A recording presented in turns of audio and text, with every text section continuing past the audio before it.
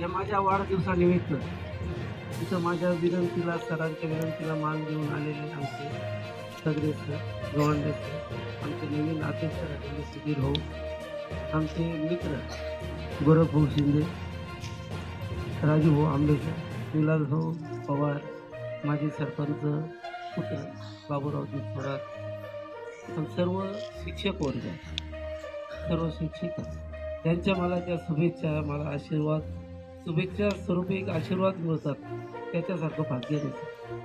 आज माझा वाढदिवस 2 शाळेत साजरा व्हावा, माझ्या इतकं कोणी पुण्यवान नाही आणि हे सर्व तुमच्या आशीर्वादानं होत आहे.